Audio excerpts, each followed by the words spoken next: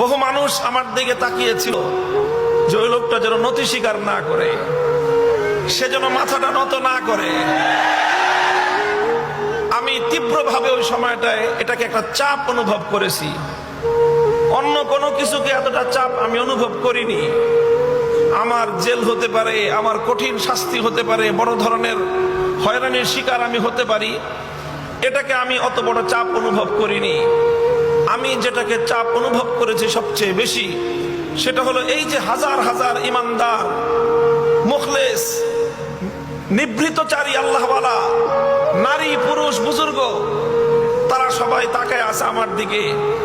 তাদের হৃদয়ের কামনা ছিল ও যেন ওর কথা, ওর ভাষা যেন নরম না করে। এই জিনিসটা আমি অনুভব করেছিলাম। তখন আমি একটা শপথ করেছিলাম, জীবন যেতে পারে, হকের কথা বলেছি, এই কথা আমি প্রত্যাহার করব না।